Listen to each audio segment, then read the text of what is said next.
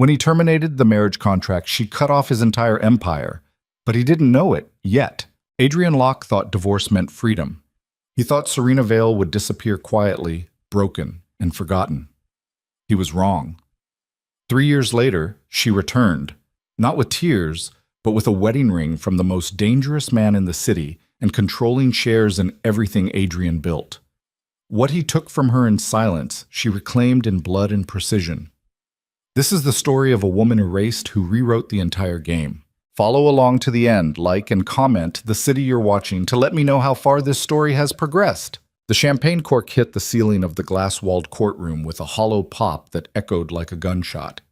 Adrian Locke didn't flinch. He threw his head back and laughed, a sound too loud for a place meant for solemnity, too sharp for a man who'd just legally severed himself from another human being. The blonde on his arm, 24, maybe younger, giggled into his shoulder, her dress cut low enough to make the bailiff look away.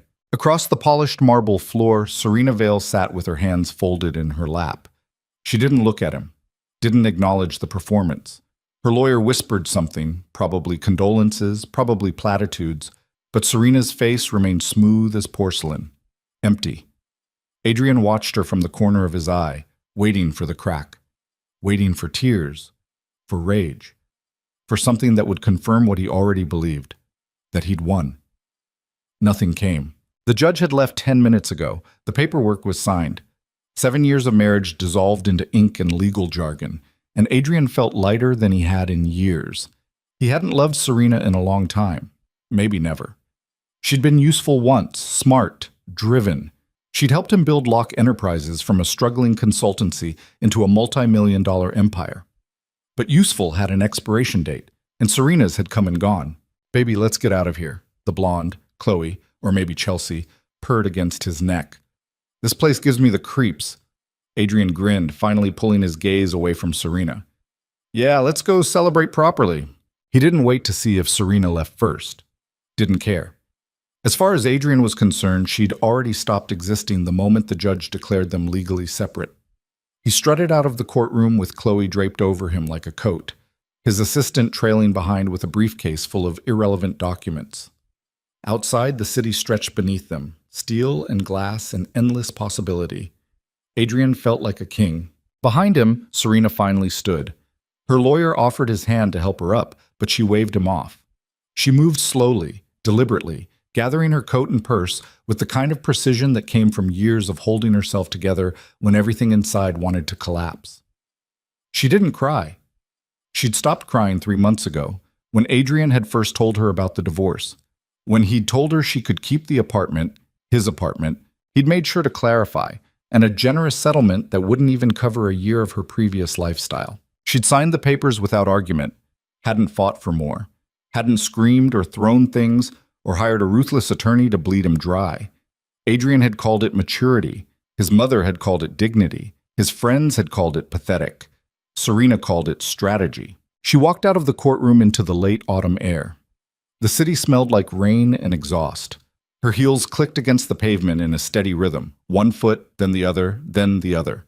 She didn't look back at the building, didn't glance at the black town car idling at the curb where Adrian and his new toy were already climbing inside. She walked 3 blocks to the nearest subway station, descended into the fluorescent buzz of the underground, and disappeared. Adrian didn't think about Serena for 6 weeks. He was too busy enjoying his freedom, dinners at restaurants he'd avoided because Serena didn't like red meat, late nights at clubs he'd stopped visiting because she'd called them juvenile, mornings waking up to women whose names he forgot by noon. It was intoxicating. He felt young again, alive. Locke Enterprises was thriving. A new tech acquisition had just closed, an AI startup worth $50 million that would position Adrian as a major player in the automation space. The press loved him. Forbes had called him a visionary. Business Insider had done a feature on his bold leadership style. Adrian ate it up. He gave interviews from his corner office, the skyline glittering behind him like a halo. No one mentioned Serena. No one asked about the divorce. It was as if she'd never existed. Then the first domino fell. It started small, so small Adrian almost missed it. A supplier contract fell through. Not unusual, contracts fell through all the time. But then another one collapsed.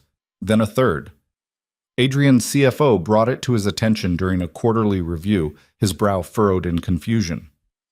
"It's strange," Paul said, tapping his pen against the report.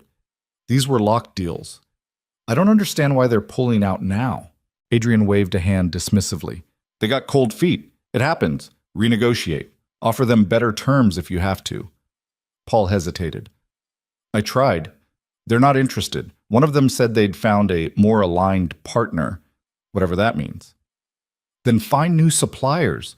Jesus, Paul, do I have to hold your hand through everything?" Paul left the office tight-lipped, and Adrian went back to scrolling through his phone. Chloe, or Chelsea, had sent him a string of texts about dinner reservations. He fired back a reply and forgot about the contracts entirely. But the problems didn't stop. Over the next month, 3 more deals evaporated. Investors who'd been eager suddenly turned cold. A major client, a healthcare conglomerate that represented 15% of Locke Enterprises' annual revenue, announced they were ending their partnership. No explanation, just a polite email and a termination clause. Adrian started sleeping less. He snapped at his assistant, fired 2 junior analysts for missing projections that weren't their fault. The press started asking questions, gentle ones at first, then sharper. "Is Locke Enterprises losing its edge?" one headline read. Adrian threw the magazine across his office. "Find out what the hell is going on," he barked at Paul during an emergency meeting. "Someone's sabotaging us." "Sabotage?" Paul blinked. "Adrian, I don't pay you to think. I pay you to fix problems. So fix this." Paul nodded slowly, but Adrian could see the doubt in his eyes. He hated that look, hated the implication that maybe, just maybe, this was Adrian's fault. It wasn't. It couldn't be. Samak. 3,000 miles away, Serena Vale sat in a cafe overlooking a harbor she'd never seen before. The city was different here, older, quieter, built from stone instead of steel. She liked it. Liked the way people didn't stare, didn't recognize her, didn't ask questions. She was nobody here, and that anonymity was the most powerful thing she'd ever owned. She sipped her espresso and opened her laptop. The screen glowed with spreadsheets, contracts, acquisition reports. She scanned them with the focus of a surgeon, her fingers moving across the keyboard in quick, precise strokes. Every number told a story. Every line item was a thread in a web she'd been weaving for months. Her phone buzzed. A message from an unlisted number. 3 more contracts secured. Locke's Q4 projections are down 18%. Serena allowed herself a small smile. She typed back, "Good. Keep pressure on the healthcare sector. I want them bleeding by January." She closed the laptop and leaned back in her chair, watching the boats drift across the water. The sun was setting, painting the sky in shades of amber and rust. It reminded her of the courtroom, the way the light had slanted through those glass walls, illuminating Adrian's smug face as he popped champagne. She wondered if he was smiling now. Adrian wasn't smiling. He was pacing his office like a caged animal, his tie loosened, his shirt wrinkled. It was past midnight, but he couldn't go home. Couldn't face the empty penthouse or Chloe's vapid chatter. He'd sent her away 3 days ago, told her he needed space. She'd cried. He hadn't cared. The numbers didn't make sense. That's what Paul kept saying. The losses were too clean, too coordinated. It wasn't bad luck. It wasn't market shifts. Someone was orchestrating this. But who? Adrian had enemies, every successful man did, but none of them had this kind of reach, this kind of precision. He pulled up his contacts, scrolling through names until he found one that made his jaw clench. Marcus Hale, a private investigator. Expensive, discreet, and ruthless. Adrian had used him once before, years ago, to dig up dirt on a competitor. He dialed the number. Marcus answered on the second ring. "Locke, it's been a while. I need you to find someone." "Who?" Adrian hesitated. It felt insane even saying her name, but the timing was too suspicious. The divorce, the silence, the sudden unraveling of everything he'd built. "Serena Vale. My ex-wife." There was a pause on the other end. "You think she's involved in this?" "I don't know. Just find her. I want to know where she is, what she's doing, who she's talking to, everything."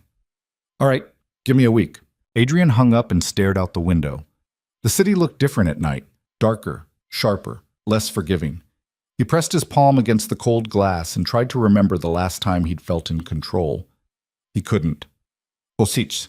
Serena met Lucien Drax on a Tuesday. She'd been in the city for 4 months by then, settling into a rhythm that felt almost peaceful. Mornings at the cafe, afternoons reviewing reports from the team she'd quietly assembled. Lawyers, analysts, former Locke Enterprises employees who'd left bitter and eager for revenge. Evenings walking along the waterfront, letting the salt air clear her head. She wasn't looking for anything, certainly not him. But Lucien wasn't the kind of man you found. He found you. She was leaving the cafe when it happened, a black car pulling up to the curb, the back door opening, a voice smooth as smoke calling out, "Ms. Vale." Serena froze. No one here knew her name. She'd been careful. She turned slowly, her hand tightening around the strap of her bag. The man stepping out of the car was tall, broad-shouldered, dressed in a suit that probably cost more than her first apartment. His face was hard but handsome, all sharp angles and controlled intensity, dark eyes that didn't blink, didn't waver. "You don't know me," he said, his accent faintly European, "but I know you." Serena's pulse kicked up, but her expression stayed calm. "That's not comforting." He smiled, a flash of white teeth that didn't reach his eyes. "I'm not here to comfort you. I'm here to offer you something." "I'm not interested." "You don't even know what it is." "Doesn't matter." Lucien tilted his head, studying her the way a predator studies prey. But there was something else in his gaze. Respect, maybe. Or curiosity. "You're rebuilding," he said, quietly, carefully, targeting Adrian Locke's empire piece by piece. "I admire that." Serena's blood turned to ice. She didn't move, didn't speak. Lucien stepped closer, lowering his voice. "You're good, but you're working alone. That makes you vulnerable. I can change that." "Who are you?" "Lucien Drax." The name meant nothing to her, but the weight of it, the way he said it, like it should open doors or close them, told her everything she needed to know. "You're connected," she said. "I own things, people, opportunities." He paused. "And I have no love for men like Adrian Locke." Serena's throat tightened. She wanted to walk away, wanted to tell him to go to hell. But something in his voice, something steady and unyielding, made her hesitate. "What do you want from me?" she asked. Lucien's smile returned, sharper this time. "Dinner. One conversation. If you still want me gone after that, I'll disappear." She should have said no. Should have turned and walked away and never looked back. Instead, she said, "One conversation." But dinner was at a restaurant Serena couldn't pronounce, tucked into a corner of the city where tourists didn't go. The kind of place that didn't have menus, where the chef decided what you ate and you either loved it or left. Lucien ordered for both of them in flawless Italian, and Serena sat across from him feeling like she'd stepped into someone else's life. He didn't waste time with small talk. "I know what Adrian did to you," Lucien said, his voice low. "I know he took credit for your work, used your ideas to build his company, erased you." Serena's jaw tightened. "You've been digging." "It's what I do." "Why?" "Because I wanted to know who you were, and now I do."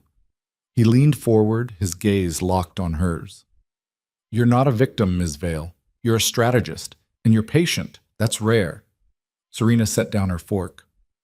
"What do you want, Mr. Drax?" "I want to help you finish what you started." "I don't need help." "Maybe not. But you need resources, influence, protection." He paused. "Adrian Locke is starting to notice. It won't be long before he figures out it's you. And when he does, he'll come after you with everything he has." Serena's pulse quickened, but she kept her voice steady. "I can handle Adrian. Can you handle his lawyers, his investigators, his money?" Lucien's smile was cold. "You're fighting a war, Ms. Vale, and wars require armies." She stared at him, her mind racing. He was right. She knew it. Adrian was already suspicious. Marcus Hale's name had appeared in her network alerts 2 days ago. It was only a matter of time before he connected the dots. "What's in it for you?" she asked. Lucien sat back, swirling his wine. "I enjoy watching arrogant men fall, especially men who think they're untouchable." "That's it?" "That's enough." Serena studied him. He didn't look away, didn't flinch. There was something almost inhuman about his stillness, like he'd learned to eliminate anything that could be used against him. "I'll think about it," she said finally. Lucien inclined his head. "Take your time, but not too much." Marcus Hale called Adrian a week later. "I found her." Adrian nearly dropped his phone. "Where?" "Europe.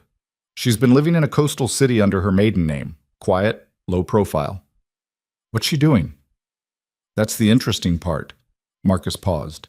"She's not doing anything. No job, no social life. She pays rent on a small apartment, buys groceries, goes to cafes. It's like she's waiting. Waiting for what? I don't know, but I'll keep watching." Adrian hung up and stared at the wall. Serena, in Europe, doing nothing. It didn't make sense, unless... No, that was insane. Serena didn't have the resources to hurt him. She didn't have the connections. She was just... His phone buzzed. An email from Paul. Another investor pulled out. Same pattern. No explanation. Adrian's stomach dropped. He thought about Serena's face in the courtroom, the way she'd sat so still, so calm. And for the first time since the divorce, Adrian Locke felt afraid. Adrian didn't sleep that night. He sat in his office with the lights off, the city sprawling below him like a circuit board, thousands of tiny lights blinking in patterns he used to understand. His phone lay face down on the desk. He'd read Paul's email 17 times. Another investor pulled out. Same pattern. No explanation. The coincidence was too clean, too deliberate. Serena's face kept flashing in his mind. Not the broken woman he'd expected to see in that courtroom, but the still one. The quiet one.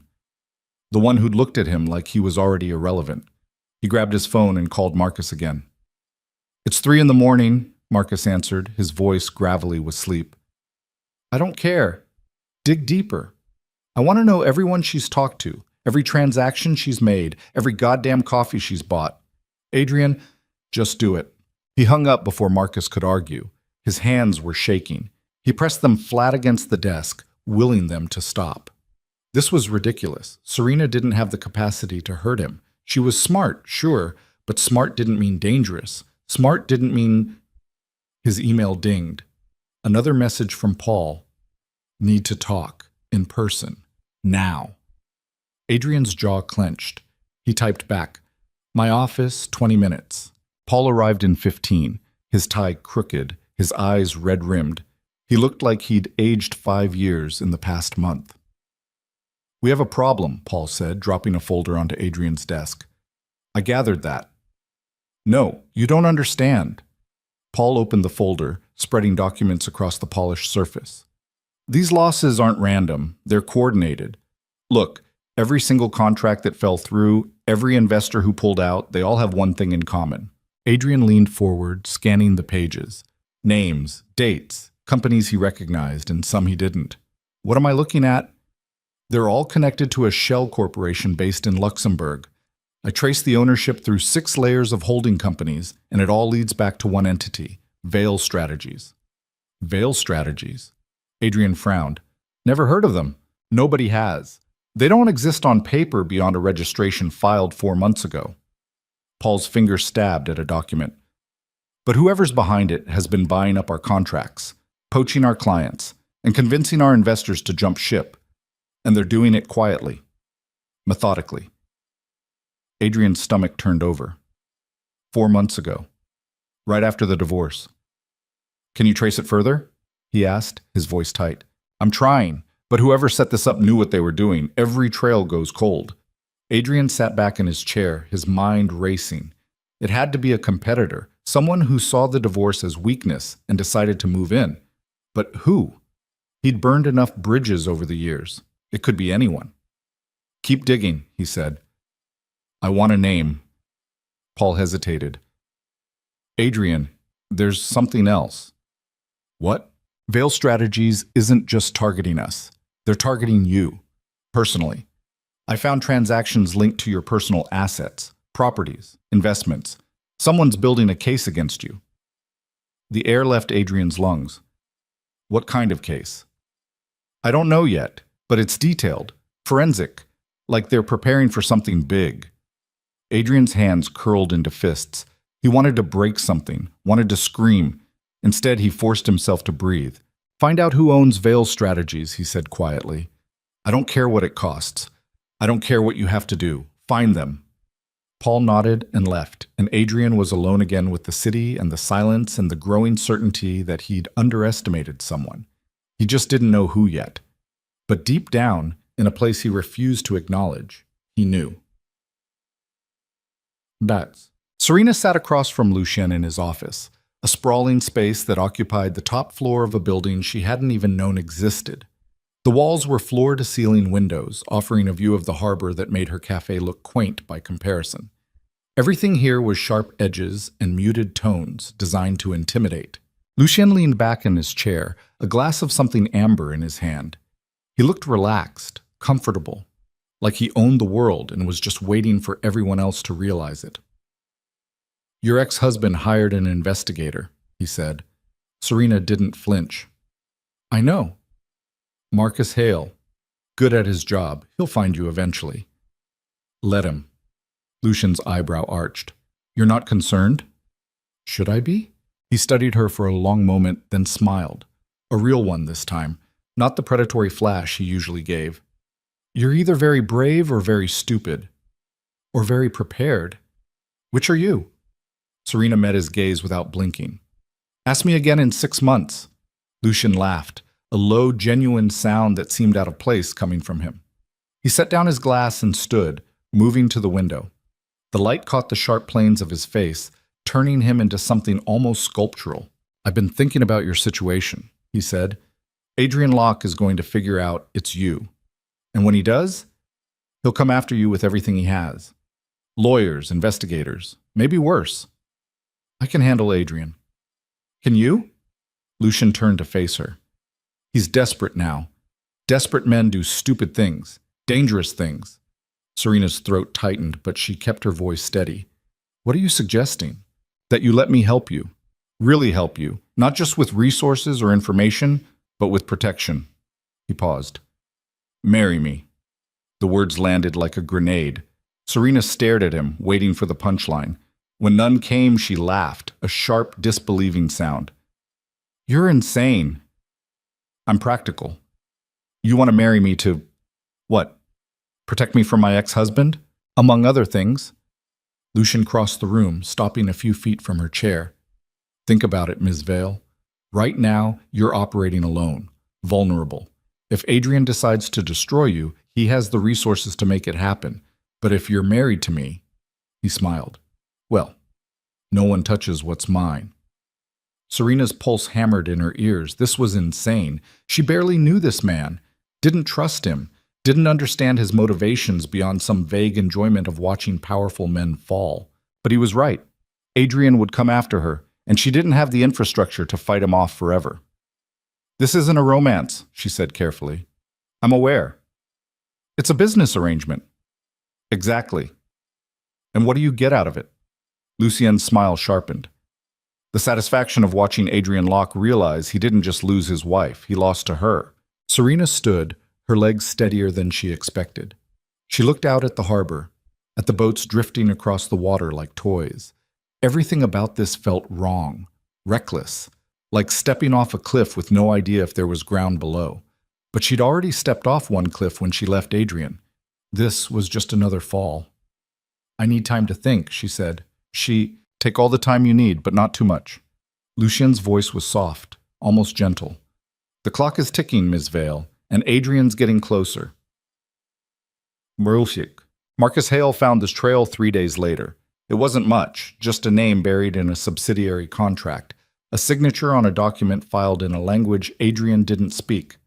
But it was enough. He called Adrian at 7 in the morning, his voice tight with something Adrian couldn't quite identify. I found the owner of Veil Strategies. Adrian's heart lurched. Who?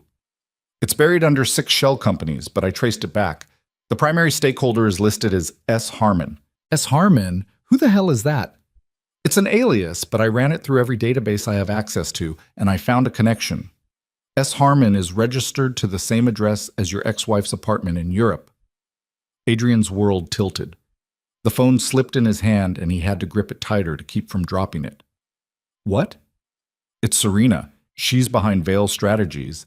She's been dismantling your company piece by piece for the past 4 months. Adrian couldn't breathe, couldn't think. The room spun around him, the walls closing in. That's impossible, he said, his voice hoarse. She doesn't have the resources. She doesn't. I'm telling you what I found. Whether you believe it or not is up to you. Marcus hung up, and Adrian stood there in his empty penthouse, staring at nothing. Serena. Serena. The woman he'd dismissed as irrelevant, the woman he'd thought would fade into obscurity. She was destroying him. He threw his phone across the room. It hit the wall and shattered, pieces scattering across the floor like shrapnel. His chest heaved, his hands shook. He wanted to scream, wanted to hit something, wanted to... His landline rang. He almost didn't answer it, but some part of him, the part that still clung to control, made him pick up. What? Mr. Locke, this is Gerald Strauss. We need to talk. Gerald Strauss, one of Adrian's oldest investors, a man who'd been with Locke Enterprises since the beginning. What is it, Gerald? I'm pulling my investment, effective immediately. Adrian's blood ran cold. You can't do that. We have a contract. I'm invoking the instability clause. Your company's performance has declined significantly over the past quarter. I'm within my rights. Gerald, don't do this. Whatever you've heard, this isn't personal, Adrian. It's business. The line went dead. Adrian slammed the receiver down so hard the plastic cracked. His vision blurred. His pulse roared in his ears. This couldn't be happening. This couldn't... His assistant knocked on the door. Mr. Locke, Paul's here. He says it's urgent. Adrian wanted to tell her to send him away, wanted to lock the door and never come out. Instead, he said, "Let him in." Paul looked worse than before. His tie was gone. His shirt was untucked. He looked like a man who'd been awake for days. 3 more investors just pulled out, Paul said without preamble. And the board is calling for an emergency meeting. They want answers, Adrian, and I don't have any to give them. Adrian sank into his chair. His empire, everything he'd built, everything he'd taken from Serena and claimed as his own, was collapsing, and she was the one holding the hammer. She's doing this, he said quietly. Who? Serena, my ex-wife. She's behind Veil Strategies. Paul's face went pale. Are you sure? Marcus traced it back to her. She's been orchestrating this whole thing. Paul sat down heavily, his hands trembling. Jesus Christ, how? I don't know, but I'm going to find out. Adrian stood, his jaw set. And then I'm going to bury her. Serena said yes to Lucien on a Thursday. She didn't overthink it, didn't agonize. She just looked at the evidence Marcus had sent Lucien, evidence that Adrian now knew she was behind Veil Strategies, and made the calculation. Alone, she was vulnerable. With Lucien, she was untouchable. They married in a private ceremony with no guests, no flowers, no pretense of romance. Just 2 people signing a contract that would change everything. Lucien slipped a ring onto her finger, a simple platinum band that felt heavier than it should. Serena looked at it and thought about the ring Adrian had given her 7 years ago, a gaudy diamond she'd pawned the day after the divorce. This one felt different, like a weapon. Congratulations, Mrs. Drax, Lucien said, his voice dry. Serena looked up at him. Don't call me that. It's your name now. It's a title, not an identity. Lucien smiled. Fair enough. They had dinner that night, another silent, efficient meal where business was discussed with the same detachment as the weather. Lucien told her about his network, the reach of his influence, the people who owed him favors. Serena listened, filing away every name, every connection, every opportunity. Adrian will retaliate, Lucien said, cutting into his steak. Now that he knows it's you, he'll come after you directly. I know. Are you ready for that? Serena met his eyes. I've been ready since the day he told me I was replaceable. Lucien's smile was sharp. Good, because it's about to get ugly. What? Adrian flew to Europe 2 weeks later. He didn't tell anyone where he was going, didn't bring security or lawyers or anyone who might talk him out of it. He just booked a first-class ticket and landed in the coastal city where Marcus had tracked Serena.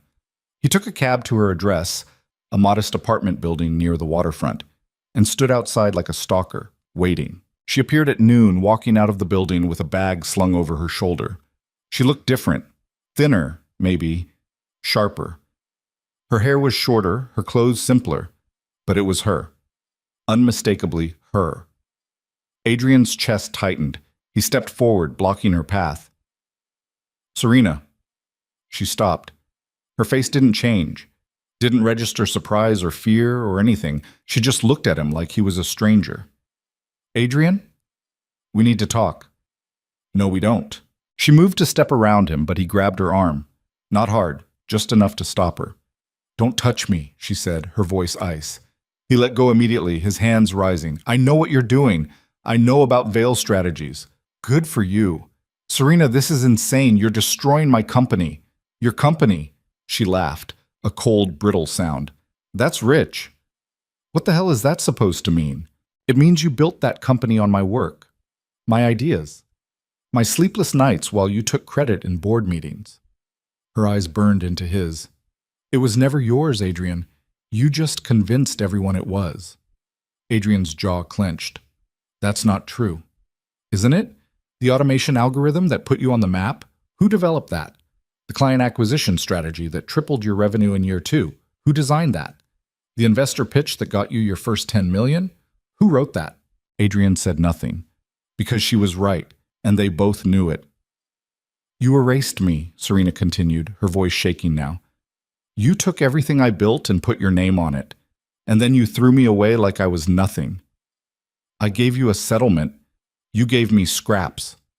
She stepped closer, her face inches from his. "But that's okay, because now I'm taking everything, not just the company, not just the money, everything." Adrian's heart pounded. "You can't do this." "Watch me." She turned and walked away, her step steady, her head high. Adrian stood there, frozen, watching her disappear into the crowd. His hands were shaking, his throat was tight.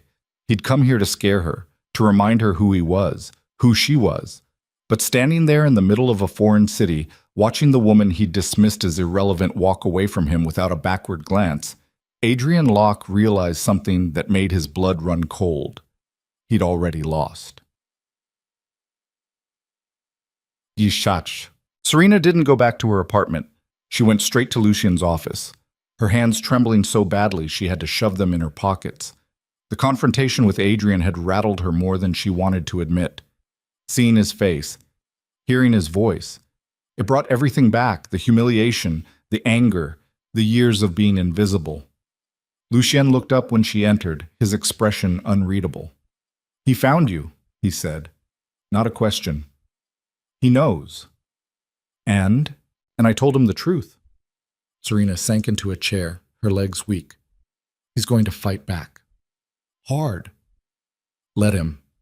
Lucien stood, moving around his desk to stand beside her. "You're not alone anymore, Serena. He can't touch you. You don't know Adrian. He doesn't lose. He'll do whatever it takes. So will we." Serena looked up at him. Lucien's face was calm, controlled, but there was something in his eyes, something dark and unyielding that reminded her why people feared him. "What are you suggesting?" she asked. "That we stop playing defense. It's time to end this." He paused. "I want to show you something." He led her to a conference room she'd never seen before, its walls lined with screens displaying documents, contracts, photographs. Serena's breath caught. It was a map of Adrian's entire empire, every asset, every investment, every vulnerability. "I've been building this since the day we met," Lucien said. "Adrian Locke thinks he's untouchable. But everyone has a pressure point. We just need to find his."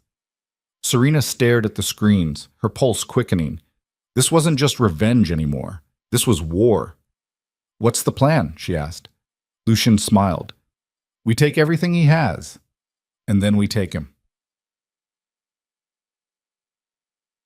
Adrian returned to his penthouse to find Paul waiting for him. "Where the hell have you been?" Paul demanded. "The board is threatening a vote of no confidence. Investors are fleeing. The stock price dropped another 12% today." Adrian poured himself a drink. His hands were steady now, cold. "I went to see Serena." Paul's face went white. "You did what?" "I confronted her, told her I knew what she was doing.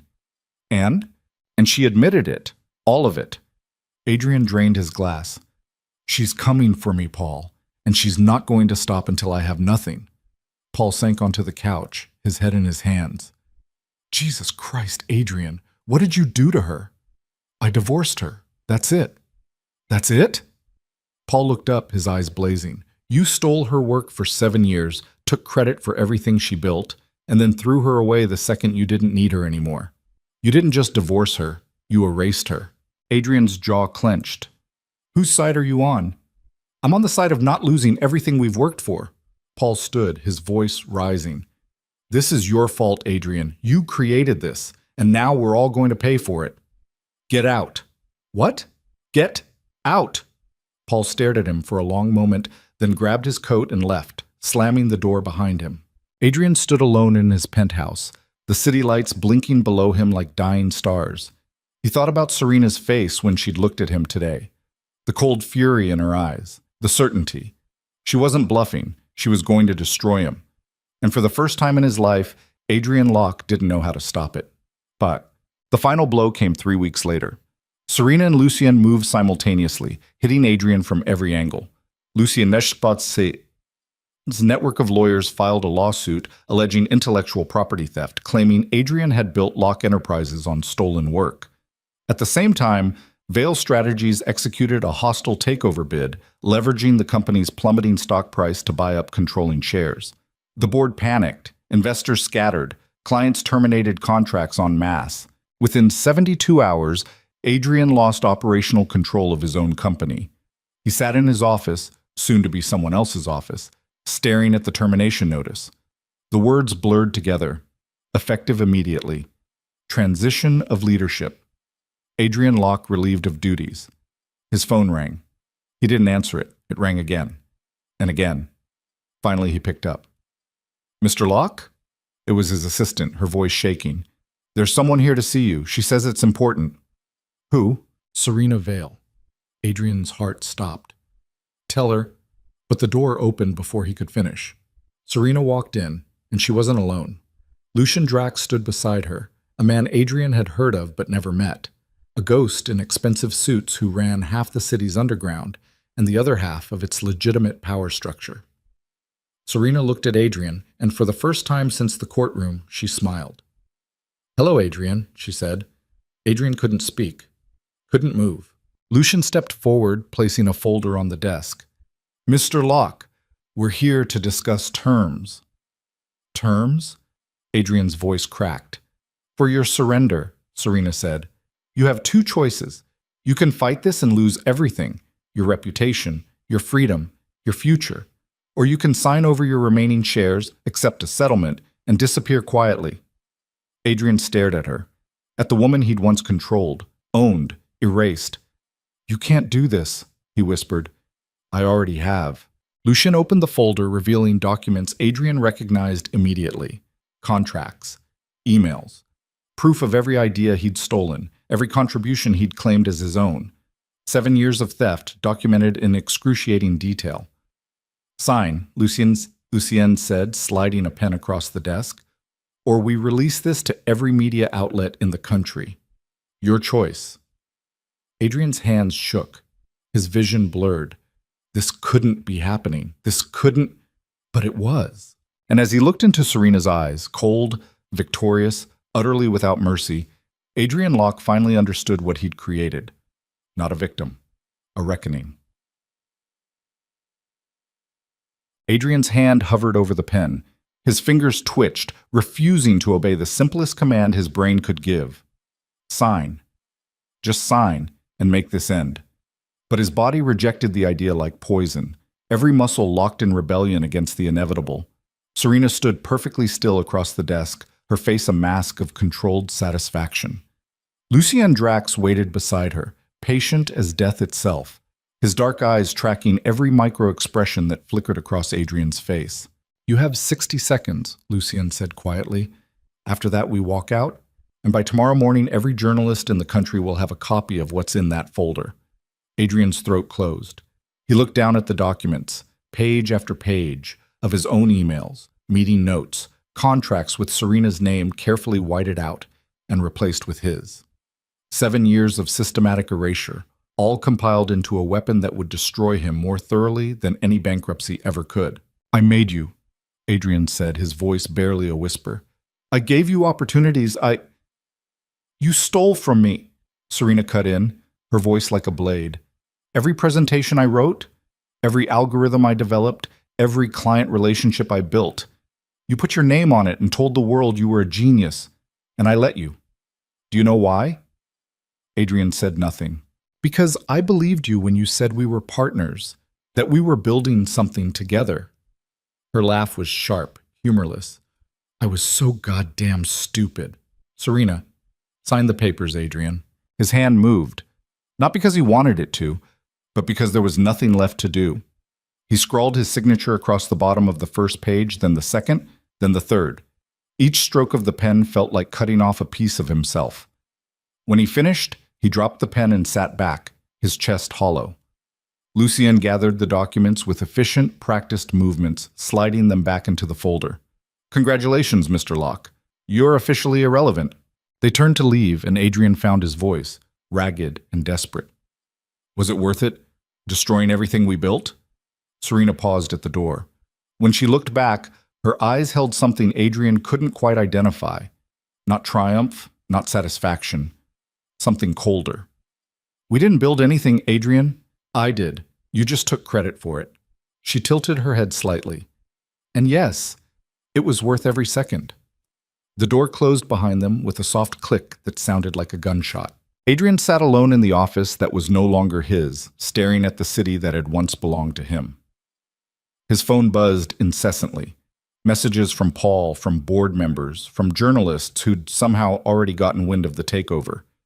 He didn't read any of them, didn't move, didn't breathe. He'd lost everything. And the worst part, the part that made bile rise in his throat, was that he'd deserved it. Serena didn't celebrate. She walked out of that building with Lucien beside her, climbed into the back of his car, and stared out the window as the city scrolled past. She'd won. Adrian was finished. Everything she'd worked toward for the past 6 months had come to fruition exactly as planned. So why did she feel so empty? You're quiet, Lucien observed, his voice cutting through her thoughts. I'm fine. You just destroyed the man who tried to erase you. Most people would be euphoric. Serena's jaw tightened. I'm not most people. Lucien studied her for a moment, then nodded. No, you're not. The car pulled up to Lucien's building, a sleek tower of glass and steel that seemed to absorb light rather than reflect it. They rode the elevator to the penthouse in silence. Serena had been staying here since the wedding, occupying a guest suite that was larger than her entire apartment had been. Everything about Lucien's world was excessive, controlled, designed to intimidate. She'd thought she could handle it, thought she could compartmentalize the arrangement, keep it purely transactional. But the longer she stayed, the more she felt the walls closing in. We need to discuss next steps, Lucien said, pouring himself a drink in the sprawling living room. Adrian signed over his shares, but there are still board members loyal to him. We'll need to replace them before they cause problems. Already handled, Serena said, pulling out her tablet. I have a list of candidates, all vetted, all willing to support new leadership. Lucien's eyebrow arched. Efficient. That's what you wanted, isn't it? Efficiency? Something flickered in Lucien's expression, something too quick for Serena to catch. Among other things. She set down the tablet, suddenly tired. What do you want from me, Lucien? I thought we established that. I want to watch Adrian Locke fall. He's already fallen, so what now? Lucien took a slow sip of his drink, his eyes never leaving hers. Now you rebuild. Take Locke Enterprises and turn it into something that can't be stolen, something that carries your name, not his. And you? I'll do what I do, protect my investments. He paused. Protect my wife. The word landed heavy between them. Wife. It still felt wrong in Serena's mouth, like a costume that didn't quite fit. She'd married Lucien for protection, for resources, for revenge. But standing here in his sterile penthouse, watching him watch her with that unreadable expression, she wondered if she'd traded one cage for another. I'm going to bed, she said abruptly. Lucien nodded. Good night, Serena. She turned to leave, but his voice stopped her. You did well today. I hope you know that. Serena didn't respond. She just walked to her suite, closed the door, and stood in the darkness, trying to remember what winning was supposed to feel like. Adrian spent the next 3 days drunk. Not elegantly drunk. The kind of controlled drinking that happened at business dinners. Messy drunk. The kind where he woke up on the floor of his penthouse with no memory of how he got there, his phone dead, his mouth tasting like copper and regret. On the 4th day, someone knocked on his door. Adrian ignored it.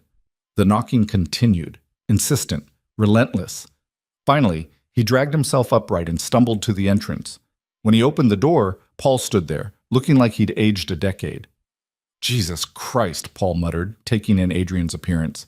You look like hell. Thanks for the observation. What do you want? To talk. Can I come in? Adrian stepped aside, too exhausted to argue. Paul walked into the penthouse, his nose wrinkling at the smell, stale alcohol and unwashed despair. He moved to the windows, pulling open the curtains. Light flooded the room, making Adrian wince. Stop, Adrian croaked. Close them. No. Paul turned to face him, his expression hard. You need to see what you've become. I know what I've become. I don't need you to tell me. Do you? Because from where I'm standing, you're feeling sorry for yourself instead of doing something about this. Adrian laughed, a bitter, broken sound. Doing something? She took everything, Paul. There's nothing left to do. There's always something. Paul pulled out his phone, scrolling through messages. I've been digging into Veil strategies, into Lucian Drax, and I found something. Adrian's pulse quickened despite himself. What? Drax isn't just connected. He's dangerous. His network runs through half the criminal infrastructure in Europe, plus money laundering, extortion. There are rumors of worse. Paul's eyes locked on Adrian's. If Serena's married to him, she's in over her head, and if we can prove his operations are illegal, then what? Adrian cut in. We take him down and Serena gets caught in the crossfire? That's your plan?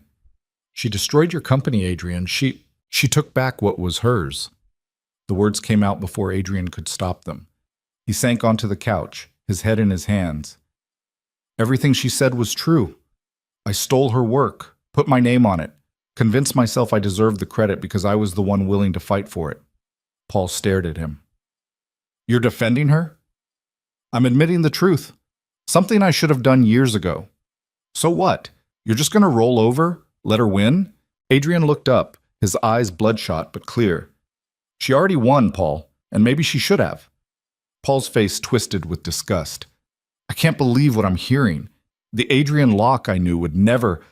The Adrian Locke you knew was a fraud. Adrian stood, his legs unsteady. And the sooner you accept that, the sooner you can move on. Paul stood there for a long moment, then shook his head. You know what? Fine. Wallow in your self-pity, but don't call me when you finally grow a spine. He left, slamming the door hard enough to rattle the frames on the wall. Adrian stood alone in his penthouse, the last piece of his empire he hadn't lost yet, and wondered how much longer even that would last. Motit. Serena discovered the first discrepancy on a Tuesday. She was reviewing financial reports for Locke Enterprises, her company now, though the name still made her skin crawl, when something caught her eye. A series of transactions routed through offshore accounts, not illegal on their own. But the pattern was familiar. Too familiar. She pulled up another file, then another. The more she looked, the more the picture clarified. Money moving in and out of the company in carefully orchestrated waves, always just below the threshold that would trigger regulatory scrutiny. It was the same pattern Veil Strategies had used. Serena's stomach dropped. She grabbed her phone and called Lucian. I need to see you, now. 20 minutes later, she was in his office, the report spread across his desk. Explain this, she said, her voice tight. Lucien glanced at the documents, his expression unchanging. Explain what? These transactions. They're structured exactly like the ones we used to drain Adrian's resources. But these are dated from before I even started Veil Strategies. She leaned forward, her pulse hammering. Before I even met you. Lucian sat back in his chair, his fingers steepled. I'm impressed. I didn't think you'd notice. The words hit like a physical blow. You were already targeting Adrian. Of course I was. Why? Because men like Adrian Locke are a disease. They take what isn't theirs, rebrand it, and call themselves visionaries. I've been dismantling his empire for over a year. Serena's mind raced. Then why did you approach me? Why the marriage, the protection? Because you made it easier. Lucian's smile was cold. You had motive, access, a personal vendetta that made the whole operation look like revenge instead of business. You were the perfect cover. The air left Serena's lungs. She sank into a chair, her hands shaking. You used me. We used each other. Don't pretend you married me out of affection. I married you for protection, and I gave it to you. Everything I promised, I delivered. Lucian stood, moving to the window. Adrian's finished. You're safe. Veil Strategies is now a legitimate acquisition firm with you as the public face. Everyone wins. Except I'm still in a cage. Lucian turned, his eyes sharp. What did you expect, Serena? Freedom? There's no such thing. You traded one set of chains for another. The only difference is these chains come with power. Serena stood, her legs unsteady. I want out. Out of what? The marriage? The company? All of it. Lucien's laugh was soft, almost pitying. You can't get out. You're in too deep. Your name is on every contract, every acquisition. If this operation falls apart, you go down with it. You're blackmailing me. I'm stating facts. He crossed the room, stopping inches from her. You wanted revenge, and I gave it to you. But revenge has a price, and now you're paying it. Serena's hands curled into fists. She wanted to hit him, wanted to scream, but she knew it wouldn't change anything. Lucien had outplayed her from the beginning. She'd thought she was using him, but he'd been using her all along. I need air, she said, her voice hollow. Take all the air you need. But don't do anything stupid, Serena. We're partners now, whether you like it or not. She left his office, her mind spinning. The hallway stretched before her like a tunnel, the walls pressing in. She made it to the elevator before her legs gave out. She leaned against the wall, gasping, trying to breathe. She'd destroyed Adrian, taken everything he had, and in the process, she'd handed herself over to someone worse. Okay, Adrian received the call at midnight. He was half asleep on the couch, an empty bottle on the floor beside him when his phone buzzed. He almost didn't answer, but the number was familiar, one he hadn't seen in months. Hello? Adrian, it's me. The voice hit him like ice water. Serena. He sat up, his heart pounding. What do you want? I need to meet with you. Why the hell would I? Because we're both in trouble. And if we don't work together, we're both going down. Adrian's jaw clenched. I don't believe you.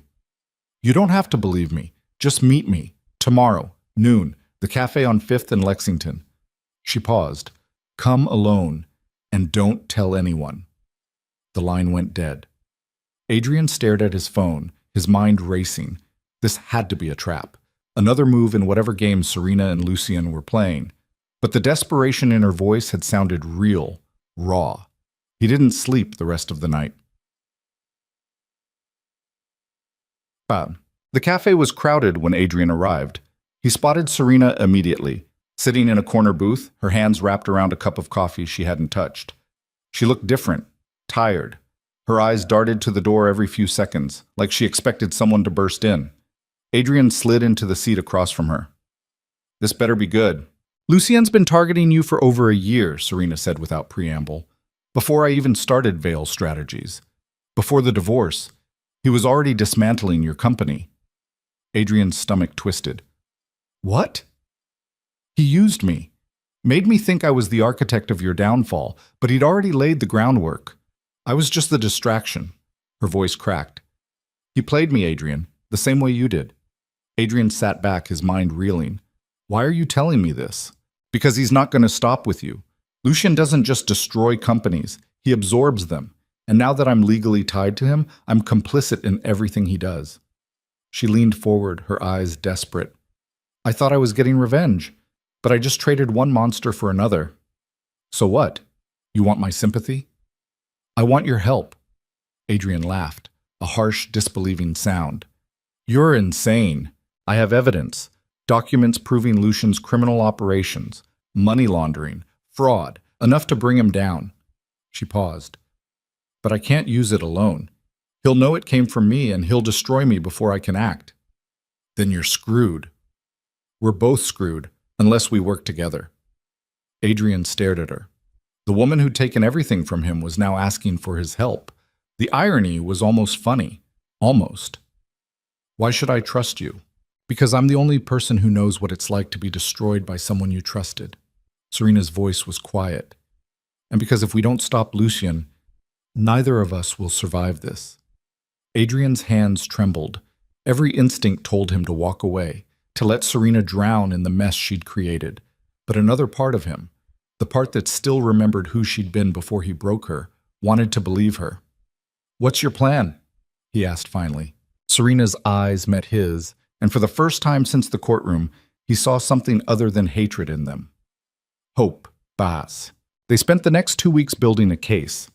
Serena provided the evidence, financial records, emails, transaction logs that proved Lucien's network extended far beyond legitimate business. Adrian used his remaining contacts to verify the information, quietly reaching out to journalists and prosecutors who might be willing to act. It was dangerous. Lucien's people were everywhere, and if he found out what they were doing, they'd both be dead. Serena moved out of the penthouse, claiming she needed space to finalize the Locke Enterprises transition. Lucien didn't argue. He seemed almost amused by her sudden independence, like he was watching a mouse try to escape a maze he'd designed. Be careful, he'd said when she left. The world is dangerous for women on their own. The threat was clear. Serena met Adrian in secret. Abandoned parking garages, empty parks, hotel rooms rented under fake names. They worked in tense silence, their shared history hanging between them like a wall. But slowly, grudgingly, they began to remember how to work as a team. I'm sorry, Adrian said one night, the words falling out before he could stop them. Serena looked up from her laptop. What? For everything, for stealing your work, for making you invisible, for... His voice broke. For being the reason you ended up with someone like Lucian. Serena's expression was unreadable. You don't get to apologize now. I know, but I'm saying it anyway. She turned back to her screen, but Adrian saw her hands shake. It doesn't change anything. I know. They worked in silence after that. But something had shifted. Not forgiveness, not reconciliation, just the faint acknowledgement that they'd both been broken by the same machinery. The plan fell apart on a Thursday. Serena arrived at their meeting spot, a dingy motel on the outskirts of the city, to find Adrian already there, his face pale. We have a problem, he said. What kind of problem? Adrian pulled out his phone, showing her a message. I know what you're doing. Stop now, or everyone you care about dies. The sender was unlisted, but they both knew who it was. He's bluffing, Serena said, but her voice shook. Is he? You know what he's capable of. Serena's mind raced. If Lucian knew they were working together, he'd already moved to counter them, which meant the evidence they'd gathered was either compromised or useless. We need to move faster, she said. Get everything to the prosecutors before he can... Her phone rang. She looked at the screen. Lucian. Adrian grabbed her wrist. Don't answer it. I have to. If I don't, he'll know something's wrong. She answered, her voice steady. Hello? Serena. Lucian's voice was calm. Too calm. I think we need to have a conversation. Come home. I'm in the middle of... Now. The line went dead. Serena and Adrian stared at each other. You can't go back there, Adrian said. It's a trap. If I don't, he'll come looking for me. And he'll find you too. Then we go to the police, right now. Give them everything we have. It's not enough, not yet. We need more time. We don't have more time. Serena stood, her decision made. I have to go. Keep working on the case. If I'm not back in 2 hours, take everything to the district attorney. Serena. Promise me, Adrian. He looked at her, really looked at her, and saw the same determination that had once built an empire, the same strength he'd tried so hard to bury. I promise, he said quietly. Serena walked out of the motel room, climbed into her car, and drove toward the tower of glass and steel where Lucian waited. She knew it was a trap. She went anyway. Because if there was one thing Serena Vale had learned, it was this: sometimes the only way out was through. Jan. The penthouse was dark when Serena arrived. No lights, no sounds, just shadows pooling in corners. "Lucien?" she called, her voice echoing. "In here." She followed his voice to the living room. Lucien sat in a leather chair, a glass of scotch in his hand, his expression unreadable. "Sit," he said. Serena remained standing. "What do you want?" "I want to know why my wife is meeting secretly with her ex-husband." His voice was soft, dangerous. "And I want to know what you're planning." "I don't know what you're Don't lie to me." Lucien set down his glass and stood, closing the distance between them. "I have people everywhere, Serena. Eyes in places you can't imagine. Did you really think you could move against me without me knowing?" Serena's heart hammered, but she kept her face blank. "I'm not moving against you." "Then what are you doing?" "Tying up loose ends, making sure Adrian doesn't cause problems." Lucien studied her, his eyes cold. Then he smiled, a terrible, knowing smile. "You're lying, but I'll give you one chance to tell me the truth. What did you give Adrian?" "Nothing." "Wrong answer." He moved so fast Serena didn't have time to react. One moment he was standing in front of her. The next, his hand was around her throat, slamming her against the wall. Not hard enough to hurt, just hard enough to terrify. "I'll ask you one more time," Lucien said, his voice barely above a whisper. "What did you give him?" Serena's vision blurred. She clawed at his hand, gasping. "Nothing, I swear." Lucien held her there for another agonizing second, then released her. Serena collapsed to the floor, coughing. "You disappoint me," Lucien said, stepping back. "I thought you were smarter than this." He pulled out his phone and made a call. "Send them in." The door opened. 2 men entered, large, expressionless, the kind of people who hurt others for a living.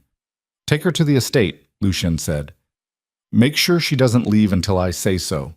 Serena's blood turned to ice. "Lucien, please." "You made your choice, Serena. Now you live with it." The men grabbed her arms, hauling her to her feet. Serena struggled, but they were too strong. They dragged her toward the elevator as Lucien watched, his expression carved from stone. "Wait," Serena screamed. "Lucien, please! I'll do whatever you want." Lucien didn't respond. He just picked up his scotch and turned away, dismissing her like she was nothing. The elevator doors closed, and Serena realized, with a clarity that made her want to vomit, that she'd made the same mistake twice. She'd trusted the wrong man, and this time there might not be a way out. The estate was 2 hours outside the city, buried in countryside that looked picturesque in daylight and menacing at night. Serena watched through the car window as trees blurred past, her wrists zip-tied together, her mind calculating distances and exits that didn't exist. The 2 men who'd grabbed her sat in front, silent as corpses. One drove. The other cleaned his fingernails with a knife that caught the passing streetlights. Her phone was gone. Lucien's people had taken it the moment they'd shoved her into the car. She didn't know if Adrian had noticed she was missing yet. Didn't know if he'd keep his promise to take the evidence to the district attorney if she didn't return. Didn't know if any of it mattered anymore. The car turned onto a gravel road, tires crunching over stones. A mansion emerged from the darkness, sprawling, isolated, surrounded by nothing but forest and silence. The kind of place where people disappeared and no one ever found them. They dragged Serena out of the car. She stumbled, her legs numb from sitting too long, and one of the men caught her arm with bruising force. "Walk," he grunted. She walked. Through the front door, down a hallway lined with art too expensive to be real, into a room with stone walls and a single chair bolted to the floor. They shoved her into it, securing her wrist to the armrest with metal cuffs that bit into her skin. "Lucien will be here soon," the knife cleaner said. "Don't try anything stupid." They left, locking the door behind them. Serena sat in the silence, her pulse hammering in her ears. The room smelled like mildew and something metallic that made her stomach turn. She tested the cuffs, solid, unmoving. Tested the chair, same. Her breathing quickened, panic crawling up her throat like insects. She forced it down. Panic wouldn't help. She needed to think, needed to... The door opened. Lucian walked in, still wearing the same suit from the penthouse, not a hair out of place. He looked at her the way someone might look at a broken appliance, mildly irritated, already considering replacements. I gave you everything, he said, closing the door. Protection. Resources. A way to destroy the man who erased you. And this is how you repay me? Serena met his eyes. You lied to me. I omitted details. There's a difference. You used me as a cover for your own operation. And you used me for revenge. We're even. Lucian pulled up a chair, sitting across from her. But then you got greedy. Started digging where you shouldn't, planning things with Adrian that could hurt us both. There is no us, Lucien. There never was. His smile was cold. You're wrong about that. We're married, remember? Legally bound. Which means everything you do reflects on me, and I can't have my wife conspiring against me. So what? You're going to kill me? Kill you? No, that would be wasteful. Lucian leaned forward, his voice dropping. I'm going to remind you of your place, and then you're going to go back to the city, smile for the cameras, and run Locke Enterprises exactly as I tell you. No more meetings with Adrian, no more gathering evidence, no more thinking you're anything other than what you are, a tool. Serena's jaw clenched. And if I refuse? Then Adrian dies. Paul dies. Anyone you've ever cared about dies. And you get to live with that knowledge locked in a room just like this one for the rest of your very long life. He stood, brushing invisible dust from his sleeve. Your choice. He walked to the door, paused with his hand on the handle. I'll give you the night to think about it. By morning, I expect the right answer. The door closed. The lock clicked. Serena sat in the darkness, her heart pounding so hard she thought her ribs might crack. She pulled at the cuffs until her wrists bled, until exhaustion made her arms shake. Nothing. She was trapped, completely, utterly trapped. And Adrian had no idea where she was. Stressing. Adrian checked his watch for the 15th time. 3 hours. Serena had been gone for 3 hours. He paced the motel room like a caged animal, his phone clutched in his hand. He'd called her 17 times. Every call went straight to voicemail. He'd texted. Nothing. She'd disappeared completely. God damn it, he muttered, running his hands through his hair. God damn it, Serena. He grabbed the folder of evidence they'd compiled. Financial records, emails, transaction logs that proved Lucian Drax was running a criminal empire behind the facade of legitimate business. It was good, solid, enough to get investigators interested, but it wasn't enough to take down Lucian. Not without Serena's testimony, not without her alive to corroborate the evidence. Adrian's hands shook. He'd promised her he'd go to the authorities if she didn't come back. But if he did that now, if he exposed Lucian before finding Serena, Lucian would kill her. Adrian knew that with the certainty of a man who'd spent years around predators. He needed help, real help. Adrian scrolled through his contacts, stopped on a name he hadn't called in years. Marcus Hale, the investigator who'd found Serena in Europe, the man who knew how to dig up dirt that stayed buried. He dialed. Marcus answered on the third ring. Locke, didn't expect to hear from you again. I need your help. I don't work for you anymore, remember? You fired me when I'll pay you triple your rate, cash, but I need you now. A pause. What's the job? Finding someone who was taken by Lucian Drax. The silence on the other end stretched long enough that Adrian thought the line had gone dead. Marcus? You're insane, Marcus said finally. You want me to go after Lucian Drax? Do you have any idea what that man is capable of? I have some idea, but the person he took is... Adrian's voice cracked. It's Serena, my ex-wife. Another pause. I thought you hated her. I did. I do. I don't know. Adrian pressed his palm against his forehead. But she's in danger because of me. Because we were working together to expose Lucien, and he found out. If she dies, it's my fault. Working together? Marcus's voice sharpened. What the hell have you gotten yourself into? I'll explain everything. Just, can you help me find her? Marcus exhaled slowly. I'll need everything you have on Drax. Locations, associates, properties, and I'll need 72 hours. She might not have 72 hours. Then you better start praying she does, because rushing into this blind will get us all killed. Adrian closed his eyes. Fine, 72 hours. But Marcus, if you find her and she's hurt, I'll do everything I can. That's all I can promise. The line went dead. Adrian sank onto the bed, the folder of evidence heavy in his hands. 3 days. He had to keep Lucienne distracted for 3 days while Marcus worked, which meant Adrian needed to do something reckless, something that would pull Lucien's attention away from Serena long enough to give her a chance. He opened his laptop and started typing. Serena woke to someone shaking her shoulder. She jerked awake, her neck screaming from the angle she'd fallen asleep at, still cuffed to the chair. One of Lucien's men stood over her, the driver, his face expressionless. "Boss wants to see you," he said. He uncuffed her wrists, and Serena nearly collapsed. Her hands were numb, her shoulders burning. The man hauled her upright, half dragging her out of the stone room and up a flight of stairs. Morning light streamed through windows, making her eyes water. They brought her to a dining room. Lucienne sat at the head of a long table. Eating breakfast like this was a normal day. Eggs, toast, coffee. The sight of food made Serena's stomach clench. She couldn't remember the last time she'd eaten. "Sit," Lucien said, gesturing to the chair across from him. Serena sat, her legs barely holding her.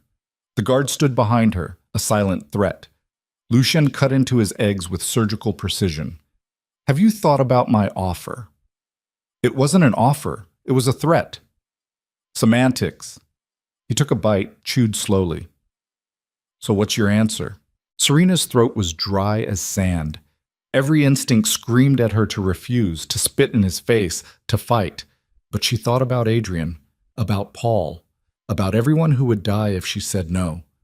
"I'll do what you want," she said quietly. Lucien smiled. "Good. I knew you'd see reason. But I have one condition." The smile faded. "You're not in a position to make conditions. Let Adrian go. Whatever evidence we gathered, it dies with me. But you leave him alone." Lucien set down his fork, his eyes cold. "You care about him." "I care about keeping my word." "How noble." Lucien leaned back in his chair. "Unfortunately, Adrian's made that impossible." Serena's blood turned to ice. "What did he do?" Lucien pulled out his phone, tapping the screen. He turned it to face her. The headline made her heart stop. Tech mogul Adrian Locke accuses Lucien Drax of criminal conspiracy. Below it was a photo of Adrian standing outside a courthouse, his face haggard but determined. The article detailed allegations of money laundering, fraud, extortion, everything they'd compiled laid bare for the world to see. "He went public," Lucien said, his voice dangerously soft. 3 hours ago. Every major news outlet is running the story. The district attorney's office has already opened an investigation. Serena couldn't breathe. "He wasn't supposed to—" "He broke our agreement, which means I break mine." Lucien stood, buttoning his jacket. "Adrian Locke is a dead man, and there's nothing you can do to stop it."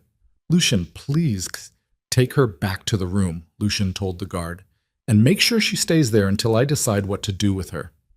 The guard grabbed Serena's arm, but she wrenched free, lunging across the table.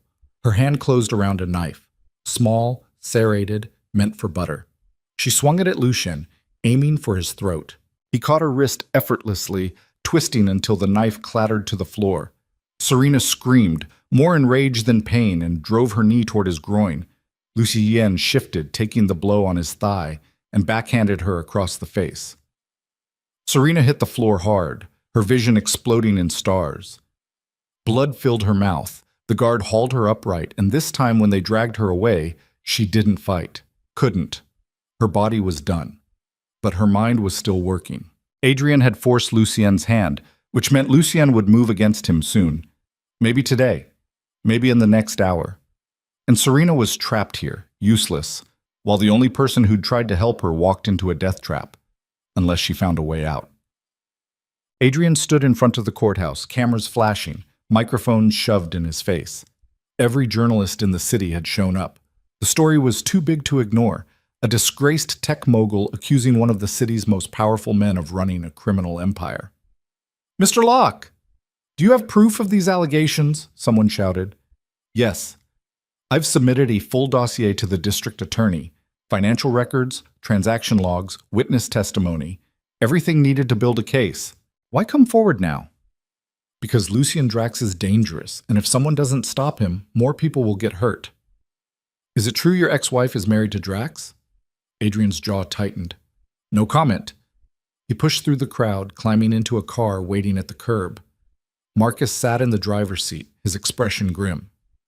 You just painted a target on your back, Marcus said. I know. Drax will come after you, today. Maybe in the next few hours. Good. That's what I'm counting on. Marcus pulled into traffic, his knuckles white on the steering wheel. This is insane, Adrian. You're using yourself as bait. It's the only way to draw him out. If Lucien's focused on me, he's not focused on Serena. And if he kills you? Then you make sure the DA uses the evidence to put him away. Adrian looked out the window, the city blurring past. Did you find anything on Serena's location? Maybe. Drax owns several properties outside the city. I've narrowed it down to 3 possibles, but I need more time to... We don't have more time. Marcus's phone buzzed. He glanced at it, his face going pale. What? Adrian demanded. One of my contacts just sent me a tip. Lucien's people are mobilizing, multiple vehicles heading into the city. They're coming for you. Adrian's pulse spiked. How long? An hour. Maybe less. Then we move now. Give me the address of the most likely location. Adrian, give me the address. Marcus rattled off coordinates. Adrian pulled out his phone, typing them into GPS, 40 minutes away, in the opposite direction of the city. Drop me at the next corner, Adrian said. What? No, you'll never make it. I don't need to make it. I just need to get close enough. Adrian met Marcus's eyes. If Lucien's coming for me, he's leaving that estate less guarded. That's our window. Our window? I'm not going with you. Yes, you are. Because you're the only person I trust to help me get Serena out. Marcus stared at him for a long moment, then cursed under his breath. You're going to get us both killed. Probably. Marcus jerked the wheel, turning the car around. Fine. But if we survive this, you're paying me for a year, not triple rate, a full goddamn year. Deal. They drove in tense silence, the city falling away behind them. Trees crowded the road. The GPS ticked down miles. Adrian's heart hammered against his ribs. He had no plan beyond getting to that estate. No idea what he'd do when he got there. But Serena had risked everything to take down Lucien. The least Adrian could do was try to save her, even if it killed him. Back. Serena worked at the cuffs until her wrists were slick with blood. The metal didn't budge. She'd been locked in the stone room for hours. No food, no water, just the sound of her own breathing and the drip of something leaking in the corner. She thought about Adrian's press conference, about how spectacularly stupid and brave it had been. Lucien would kill him for that, would make it slow, and Serena would be forced to watch, knowing it was her fault, unless she got out. She looked around the room with fresh eyes. Stone walls, concrete floor, one door, one window, small, high up, barred. Nothing she could use as a weapon, nothing she could... Wait. The chair. She was cuffed to a chair bolted to the floor, but the bolts were old. Rust stained the concrete around them. Serena stood as much as the cuffs allowed, then threw her weight sideways. The chair tilted, but held. She tried again, and again. On the 4th try, something groaned. The left bolt shifted, just slightly. Her heart leapt. She kept going, throwing her body against the restraints until sweat poured down her face and her shoulders screamed. The bolt shifted more, then more. Finally, with a crack that sounded like a gunshot, it broke free. The chair tilted sharply. Serena fell, dragging the chair with her. The right bolt held, but now she had leverage. She braced her feet against the wall and pulled. Her wrists burned. Her arms felt like they were tearing from their sockets. The second bolt broke. Serena collapsed, the chair clattering beside her. She was still cuffed to it, but now she could move. She dragged the chair to the door, listening. Footsteps above her, voices, but nothing close. The door was locked from the outside. No way to pick it. But the hinges... Serena examined them. Old, rusted, the same as the bolts. She wedged the chair leg under the bottom hinge and levered it. The metal groaned. She levered harder, using her full weight. The hinge pin shifted, then popped free. She moved to the top hinge. This one was tighter, the rust thicker. Serena's hands shook from exhaustion, but she kept working. Minutes crawled past. Sweat dripped into her eyes. The pin popped free. Serena pulled the door toward her. It resisted, still held by the lock. But with both hinges gone, there was enough flex. She pulled harder, wedging her fingers into the gap, and the door bent just enough for her to squeeze through. She was out. The hallway was empty. Serena dragged the chair behind her, still cuffed to it, moving as quietly as she could. She needed a weapon, needed a phone, needed... Footsteps. Serena froze. The knife cleaner rounded the corner, his eyes widening when he saw her. He reached for his gun. Serena swung the chair. It caught him in the face with a sickening crack. He staggered, blood pouring from his nose. Serena swung again, this time aiming for his gun hand. The chair connected and the gun clattered to the floor. She dropped the chair and lunged for the weapon. Her fingers closed around cold metal. The man grabbed her hair, yanking her back. Serena twisted, bringing the gun up, and fired. The shot was deafening in the enclosed space. The man dropped, clutching his leg, screaming. Serena didn't wait. She ran, her cuffed hands clutching the gun, the chair still dangling from one wrist by its broken armrest. She burst through a door into blinding daylight. The estate grounds spread before her, manicured lawns, a long driveway, forest beyond. A car was parked near the entrance. Serena ran for it, her lungs burning. Shouts erupted behind her. More of Lucian's men. She didn't look back. She reached the car, tried the door, locked. She smashed the window with the gun, reached inside, unlocked it, climbed in. No keys. Damn it! Gunshots cracked. The windshield spiderwebbed. Serena ducked, her heart in her throat. She fumbled under the steering column, ripping at wires. She'd seen this in movies. Hot wire. How hard could it be? More gunshots. The rear window exploded. Serena's hand shook so badly she could barely grip the wires. She touched two together. Nothing. She tried two different ones. Sparks flew. The engine coughed. "Come on," she whispered. "Come on, come on." The engine roared to life. Serena stomped on the gas. The car lurched forward, tires spinning. Men dove out of the way. She swerved onto the driveway, accelerating blindly, the chair still cuffed to her wrist, banging against her leg. The gate loomed ahead, closed, iron, locked. Serena didn't slow down. The car hit the gate doing 60. Metal screamed. The gate buckled, then gave way. The car burst through onto the gravel road beyond. Serena kept driving, her hands white-knuckled on the wheel, her breath coming in ragged sobs. She didn't know where she was going, didn't know if anyone was following. She just drove. Adrian and Marcus reached the estate to find chaos. The front gate was mangled, tire tracks leading away. Men shouted in the distance. Smoke rose from somewhere behind the mansion. "What the hell happened here?" Marcus muttered. Adrian's chest tightened. "Serena." They drove up to the house. One of Lucien's men lay on the front steps, clutching his leg, blood pooling around him. He looked up when they approached, his face pale. "She's gone," he gasped. "The bitch shot me and stole a car." Adrian wanted to laugh, wanted to cry. "Which way?" The man gestured weakly toward the road. Adrian turned to Marcus. "Find her. I'll handle Lucien. You can't go in there alone. She's out. That's all that matters." Adrian pulled out his phone, showing Marcus the GPS coordinates Serena had sent him weeks ago. A backup location, a safe house she'd set up in case everything went wrong. "If I don't make it out, find her there. Give her the evidence. Make sure she finishes this." Marcus grabbed Adrian's arm. "Don't be a hero. It doesn't suit you." Adrian smiled grimly. Too late. He walked toward the mansion, his heart pounding. The front door was open. He stepped inside, his footsteps echoing on marble. The place was empty, abandoned, like everyone had left in a hurry. "Lucienne," Adrian called. "I know you're here." Silence. Then, from somewhere above, "Come up, Adrian. Let's finish this." Adrian climbed the stairs, his legs shaking. He found Lucienne in an office overlooking the grounds, standing by the window, his back to the door. "She got away," Lucien said. "I underestimated her. Again." "Let her go, Lucien. This is between us now."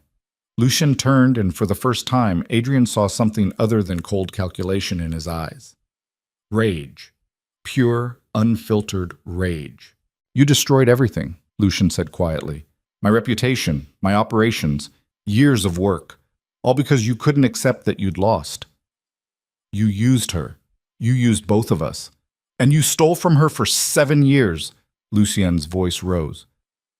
Don't pretend you're the hero here, Adrian. You're just as much a monster as I am. Maybe, but at least I'm trying to fix it. Lucien laughed, a harsh, broken sound. Fix it? You can't fix this. The moment you went public, you signed your death warrant, and hers. Adrian's blood ran cold. What did you do? I have people everywhere. Even now they're looking for her. And when they find her, Adrian lunged.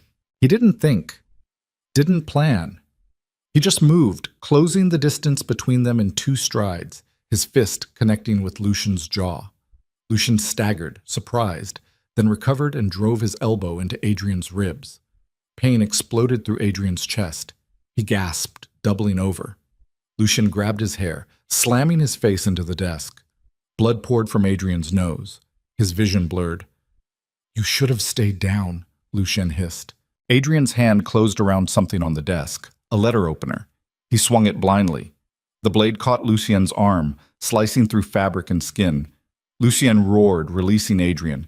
Adrian stumbled back, the letter opener slick with blood. Lucien pressed his hand to his arm, his face twisted in fury.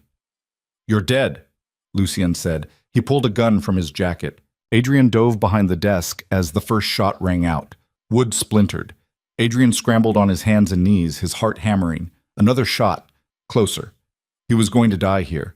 But if he could buy Serena enough time to get away, if Marcus could find her and get her the evidence, then maybe it would be worth it. Adrian stood, the letter opener raised like a pathetic weapon. Lucien aimed the gun at his chest. And then the window exploded.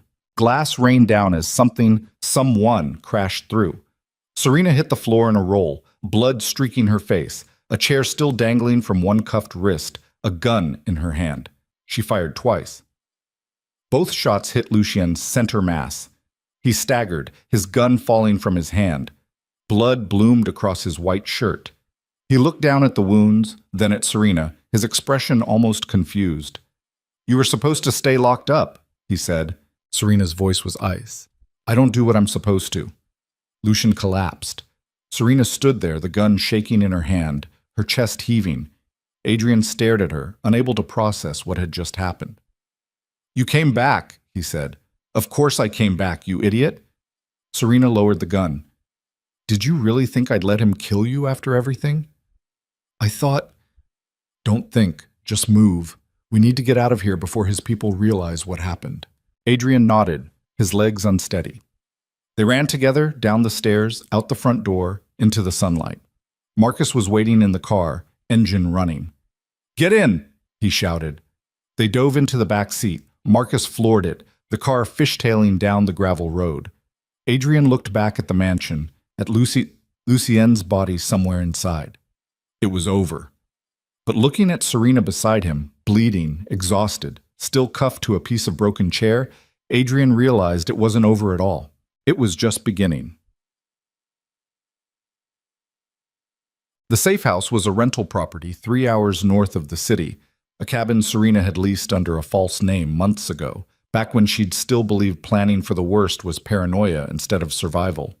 Marcus drove them there in silence, his knuckles white on the steering wheel, his eyes checking the rearview mirror every 30 seconds. Adrian sat in the passenger seat holding a rag to his bleeding nose.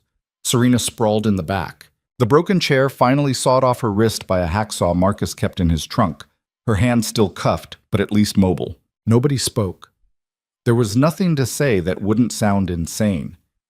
They pulled up to the cabin just as the sun began its descent, painting the sky in shades of rust and ash. Marcus killed the engine and turned to face them. Lucien Drax is dead, he said, his voice flat, which means his network is about to tear itself apart looking for who killed him. You two need to disappear tonight. We can't run, Serena said, her voice hoarse. Not until we finish this. Finish what? You put 2 bullets in the man? It's finished. His operation isn't. His people aren't. If we run now, they'll hunt us forever. Serena leaned forward, ignoring the pain screaming through her shoulders. But if we give the authorities everything, every name, every transaction, every piece of evidence we have, Lucien's entire network goes down with him. We'll be witnesses, not fugitives. Marcus shook his head. You're talking about testifying against some of the most dangerous people in the country. You think witness protection is going to save you? I think doing nothing will kill us faster. Adrian finally looked up, the rag stained dark with blood. She's right. We have to see this through. Marcus stared at them both like they'd lost their minds. Maybe they had. He reached into the glove compartment and pulled out a burner phone, tossing it to Serena. Make your calls, set up the meeting. But if this goes sideways, I was never here. He climbed out of the car, slamming the door. I'll keep watch. You've got 2 hours before I drag you both out of here, whether you're ready or not. He walked toward the tree line, leaving them alone. Serena looked down at the phone, then at Adrian. His face was a mess, swollen, bruised, his eyes bloodshot. He looked like he'd aged 10 years in the past week. You didn't have to come back for me, Adrian said quietly. Yes, I did. Why? After everything I did to you? Because you came for me first. Serena's throat tightened. Nobody's ever done that before. Adrian's jaw clenched. He opened his mouth like he wanted to say something, then closed it. Instead, he just nodded. Serena dialed the number for the district attorney's office. Batang. The meeting happened in a windowless conference room at the DA's office at 10 o'clock that night. Serena and Adrian sat on one side of a scarred wooden table, flanked by Marcus, who'd insisted on staying despite his earlier protests. Across from them sat District Attorney Rachel Chen, 2 federal prosecutors, and a woman from the FBI's Organized Crime Division who looked like she could kill someone with her pen. Rachel Chen was in her 50s, sharp-eyed, with gray hair pulled into a severe bun. She'd built her career prosecuting white-collar criminals and didn't look impressed by anything she was seeing. Let me make sure I understand, Chen said, her voice clipped. You're telling me that Lucian Drax, a man with ties to half the city's elite, a man who sits on charity boards and hosts fundraisers, was running a criminal empire. And you killed him. Self-defense, Serena said. He was going to kill us both. Where's the body? His estate.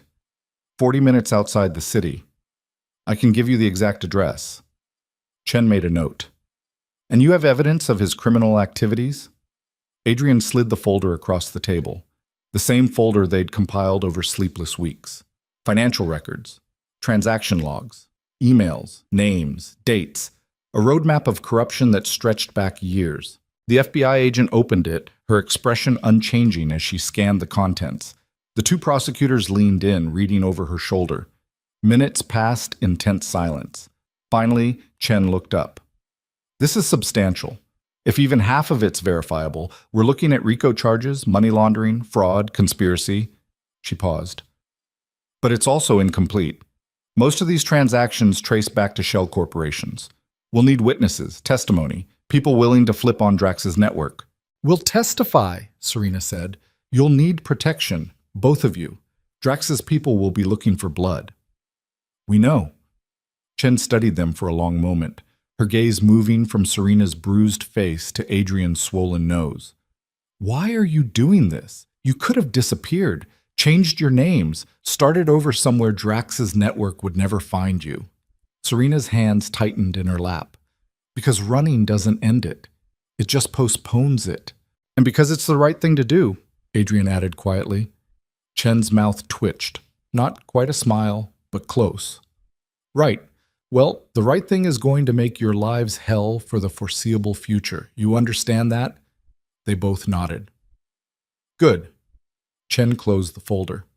We'll verify this information. If it checks out, we'll move forward with arrests. In the meantime, you're both going into protective custody, effective immediately. The FBI agent stood. I'll make the arrangements. We have a facility upstate that's secure. You'll stay there until we can guarantee your safety. Serena's stomach dropped. Another cage. Another loss of control. But she forced herself to nod. This was the price. This was what justice cost. They were escorted out through a back entrance, loaded into an unmarked van with blacked-out windows. Marcus stayed behind, shaking Adrian's hand one last time. You're braver than I gave you credit for, Marcus said. Both of you. Or stupider, Adrian replied. Marcus smiled. Sometimes it's the same thing. The van pulled away, and Serena watched the city disappear through a gap in the window tint. Lights blurred into streaks. Buildings became shadows. Everything she'd fought for, everything she'd destroyed, was back there in that city, a battleground she was leaving behind. Adrian sat beside her, staring at his hands. The silence stretched between them, heavy with words neither knew how to say. Finally, Serena spoke. "I'm sorry." Adrian looked up, surprised. "For what?" "For dragging you into this. For using you the same way Lucien used me. For—" "Stop." Adrian's voice was firm. "You didn't drag me anywhere. I came because I owed you, because you were right about everything I did to you." He swallowed hard. "I spent 7 years stealing your work and convincing myself I deserved it, that I was the visionary and you were just support. I erased you, Serena, completely. And I can't fix that. Ever." Serena's throat burned. "No, you can't. But I can make sure everyone knows the truth. When this goes to trial, when the press asks questions, I'll tell them everything. Whose ideas built Locke Enterprises? Who really deserved the credit?" He met her eyes. "I'll make sure your name is the one that gets remembered." Serena looked at him. This man she'd loved once, hated deeply, and now couldn't quite categorize. He looked broken, genuine, like he'd finally cracked open and found something human underneath all the arrogance. "That doesn't make us even," she said.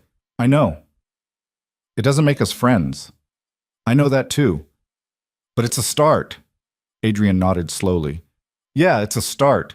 De Pasik." The protective custody facility was exactly what Serena expected. Sterile, isolated, designed to erase identity. She and Adrian were given separate rooms and different wings, allowed 1 hour of supervised contact per day, forbidden from communicating with anyone outside without clearance. It felt like prison. Maybe it was. The days blurred together, debriefings with prosecutors, interviews with FBI agents, endless questions about Lucien, about the operation, about every detail they could remember. Serena answered mechanically, her mind elsewhere. At night, she lay awake staring at the ceiling, wondering if she'd ever feel safe again. Wondering if destroying Adrian and then Lucien had been worth the cost. She'd wanted revenge. She'd gotten it. But the victory tasted like ash. 3 weeks into their stay, Rachel Chen visited. She found Serena in the common room, staring out a barred window at nothing. "We've made arrests," Chen said without preamble. 43 people connected to Drax's network, more coming. Your testimony was the key that unlocked everything." Serena turned. "And Lucien's body? Found exactly where you said it would be. Medical examiner confirmed cause of death. Self-defense claim is holding up." Chen sat down across from her. "You're a hero, Ms. Vale. You brought down one of the largest criminal operations in the state." "I don't feel like a hero. Most heroes don't." Chen leaned forward. "The trial starts in 3 months. You and Adrian will be the primary witnesses. After that, assuming you survive, and I say that with complete seriousness, you'll be free to go. New identities if you want them, relocation assistance, a chance to start over." Serena's laugh was bitter. "Start over as who? I've been so many people I don't remember which one was real." Chen's expression softened. "Then maybe that's what you figure out next. Who you actually are when nobody's trying to use you or erase you or control you." She stood. "You've got time. Use it." She left, and Serena sat alone with the weight of those words. The trial was a spectacle. Media from every outlet packed the courtroom. Photographers lined the steps outside. The charges against Drax's network were staggering. RICO violations, money laundering, fraud, extortion, conspiracy to commit murder. 43 defendants, most of them wealthy, powerful, untouchable. Until now, Serena took the stand first. She wore a simple gray suit, her hair pulled back, no makeup. She looked the jury in the eyes and told them everything. About marrying Lucien for protection, about discovering his criminal empire, about the night he'd locked her in that stone room and told her she was nothing but a tool. The defense attorneys tried to tear her apart, called her a liar, an opportunist, a woman scorned who'd killed her husband and fabricated evidence to cover it up. Serena didn't flinch. She'd faced worse than lawyers. When they asked why she'd married Lucien in the first place, she told the truth. "Because I was running from one man who'd erased me, and I didn't realize I was running toward another who'd do worse." The courtroom went silent. Adrian testified next. He was harder to watch, nervous, his voice shaking as he admitted to stealing Serena's work, to building his empire on her ideas, to treating her like she was disposable. The prosecution used him to establish motive, to show why Serena had been vulnerable to Lucian's manipulation. The defense used him to paint Serena as vengeful, calculating, dangerous. Adrian looked at Serena when he finished, his eyes red. She didn't look away. The trial lasted 6 weeks. The jury deliberated for 4 days. When the verdict came back, guilty on all counts for 38 of the 43 defendants, Serena felt nothing, no relief, no satisfaction, just exhaustion so deep it felt like drowning. Rachel Chen found her outside the courthouse, away from the cameras. "You won," Chen said. Serena shook her head. "Nobody won. We just survived." Sometimes that's enough. The government offered Serena a new identity, new name, new city, enough money to start over somewhere nobody would ever find her. She stared at the paperwork for hours, pen hovering over the signature line. In the end, she didn't sign. "I'm done being erased," she told the agent processing her release. "I'll take my chances as myself." That's dangerous. Everything's dangerous. They released her on a Tuesday morning. Adrian was released the same day. They stood outside the facility together, two people who'd destroyed and saved each other in equal measure, unsure what came next. "What are you going to do?" Adrian asked. Serena looked at the horizon, open, endless, terrifying. "I don't know, something that's actually mine." The DA mentioned that Locke Enterprises is being liquidated as part of the seizure, assets sold off. Adrian's voice was quiet. "But the core intellectual property, the algorithms, the systems, the ideas, those were never technically mine. They were yours. Legally, you have a claim." Serena stared at him. "You're giving me the company? I'm giving you back what I stole. What you do with it is up to you." "Why?" "Because it was never mine to keep." Adrian looked at her, and for the first time she saw something other than ego in his eyes. Regret. Genuine, bone-deep regret. "Build something with it. Something better than I ever could." He turned and walked away, climbing into a waiting car. Serena watched him disappear and felt something inside her shift. Not forgiveness, but maybe the beginning of letting go. Ugh. 6 months later, Serena stood in front of a building she'd purchased with the settlement from Locke Enterprises liquidation. It was smaller than Adrian's old headquarters, more modest, but it was hers. The sign above the door read, "Veil Technologies." She'd rebuilt from the ground up, hired people she trusted, developed products under her own name. No more hiding, no more letting someone else take credit. Every line of code, every algorithm, every innovation carried her signature. It was terrifying, liberating, real. Her assistant poked her head out of the entrance. "Ms. Vale, the investor meeting starts in 10 minutes. Serena nodded, taking one last look at the sign. Then she walked inside. The conference room was small but bright, windows overlooking the city. 5 investors sat around the table, venture capitalists who'd done their research, who knew her story, who were betting on her despite the risks. Serena opened her laptop and pulled up the presentation. No co-founder to defer to, no partner to share the spotlight. Just her. "Good morning," she said, her voice steady. "Let me show you what I've built." Bike. Adrian Locke's story ended differently. He didn't start another company, didn't try to rebuild his empire. Instead, he took the money from the liquidation, what little remained after fines and settlements, and donated it. Scholarships for women in tech, funding for programs that supported people whose work had been stolen or undervalued, anonymous, quiet contributions that would never carry his name. He moved to a small town 3 states away, rented a modest apartment, got a job teaching business ethics at a community college. Ironic, he knew, but the students didn't care about his past. They just wanted someone who'd been through the fire and could teach them how to avoid the flames. He thought about Serena sometimes, wondered if she'd succeeded, if Veil Technologies had taken off, if she'd found peace. He hoped so, even if he'd never know for sure. One evening, his phone rang. An unknown number. He almost didn't answer, but something made him pick up.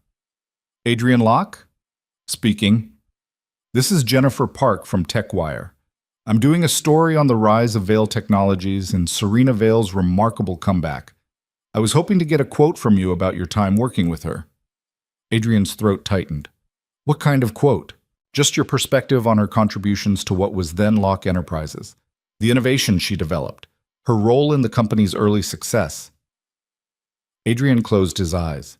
This was it. The moment where he could rewrite the narrative one last time, claim partnership, downplay her role, protect what was left of his reputation. Instead, he told the truth. Serena Veil was the architect of everything Locke Enterprises became. The automation algorithms, the client acquisition strategies, the core technologies that made the company valuable, those were all hers. I took credit because I was too arrogant to admit I needed her, too insecure to share the spotlight. His voice cracked. She was the genius. I was just the name on the door. Jennifer Park was silent for a moment. "That's incredibly candid." "It's the truth. You can quote me on that." "Thank you, Mr. Locke." The line went dead. Adrian sat in his small apartment, the city lights blinking outside, and felt something he hadn't felt in years. Relief. Yang. Serena saw the article 3 days later. A full feature in TechWire about Veil Technologies, about her innovations, about the journey from erasure to empire. And buried in the middle, a quote from Adrian Locke that made her stop breathing. Serena Veil was the architect of everything Locke Enterprises became. The automation algorithms, the client acquisition strategies, the core technologies that made the company valuable, those were all hers. I took credit because I was too arrogant to admit I needed her, too insecure to share the spotlight. She was the genius. I was just the name on the door. Serena read it 3 times. Then she closed her laptop and stared out the window of her office, her real office, the one that belonged to her, that couldn't be taken away. She thought about calling him, thanking him, yelling at him. She didn't know. In the end, she did nothing. Because some debts couldn't be settled with words, some wounds didn't heal just because someone finally told the truth. But maybe, just maybe, acknowledgement was enough. Not for forgiveness, but for closure. Serena turned back to her work. There was a product launch next month, a keynote speech she needed to write, investors to meet, employees counting on her. She had an empire to build, a real one this time, and this time, nobody could take it away. Ms. 2 years after the trial, Serena received an invitation to speak at a tech conference in the city where it had all begun. She almost declined. Too many memories, too much pain, but her assistant convinced her. "It's the biggest conference in the industry. Everyone who's anyone will be there. It's your chance to show them you're not just surviving, you're thriving." Serena agreed. The night of the keynote, she stood backstage, her heart pounding. The auditorium was packed, 2,000 people, all waiting to hear her story. She could see them through the gap in the curtain, their faces illuminated by phone screens. The host introduced her. "Please welcome a woman who turned erasure into empire, who fought back against those who tried to silence her, who proved that the truth always wins in the end. Serena Veil." Applause erupted. Serena walked onto the stage, blinking in the spotlight. She reached the podium, gripped its edges, and looked out at the sea of faces. And in the back row, barely visible, she saw him. Adrian. He wasn't supposed to be here, hadn't been invited. But there he sat, his face older, wearier, watching her with an expression she couldn't quite read. Their eyes met across the distance. He nodded once, a small gesture, acknowledgement, maybe apology, maybe goodbye. Serena nodded back. Then she turned to the audience and began to speak. 7 years ago, someone told me I was replaceable, that my contributions didn't matter, that I was just a supporting character in someone else's story. Her voice carried through the auditorium, strong and clear. I believed him, and that belief almost destroyed me. The room was silent. But here's what I learned. You can't be erased unless you let yourself be. You can't be replaced unless you believe you're replaceable. And you can't be silenced unless you stop speaking. She paused, letting the words settle. I rebuilt myself from nothing. Not because I wanted revenge, though I won't lie, revenge felt pretty good for a while. A ripple of laughter. But because I refused to let someone else's narrative become my truth. I refused to be invisible.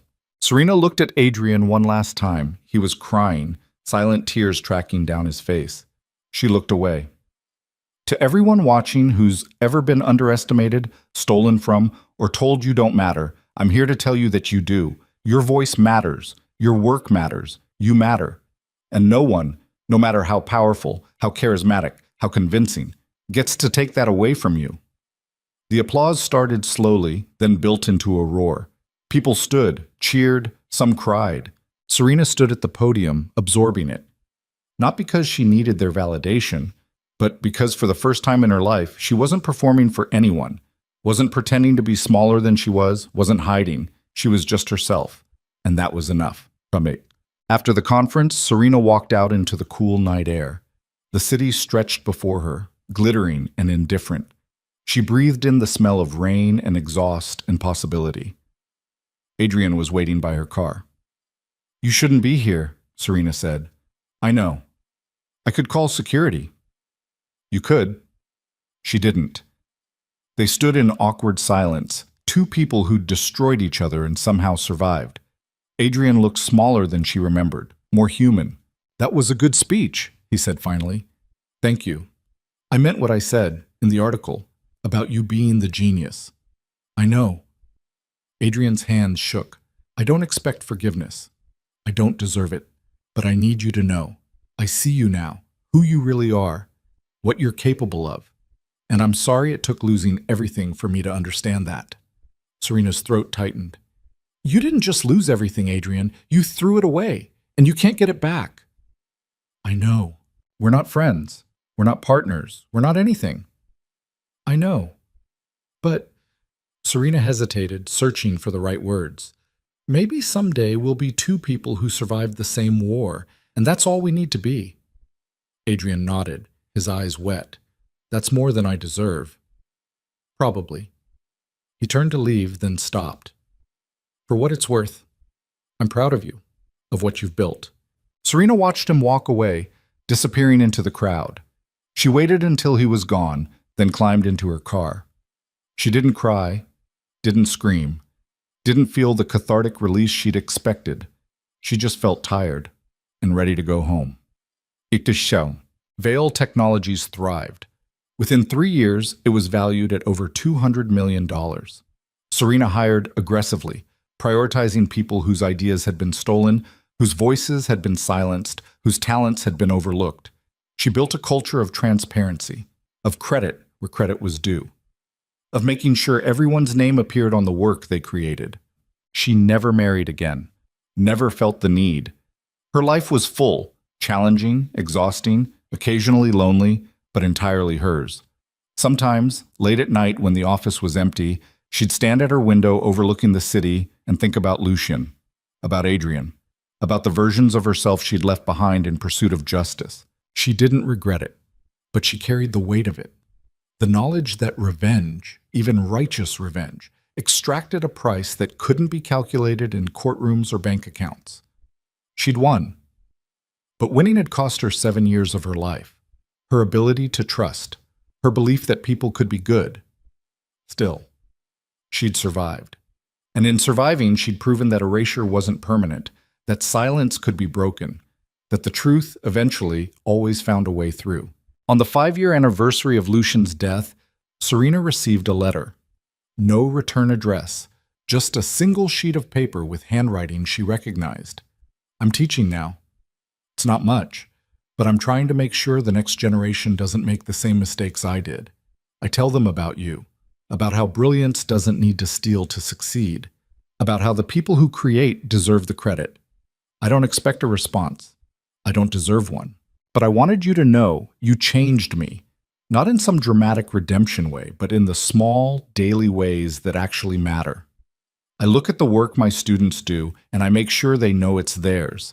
I see women being talked over in meetings, and I shut it down. I hear men taking credit for others' ideas, and I call it out. It's not enough. It'll never be enough. But it's what I can do.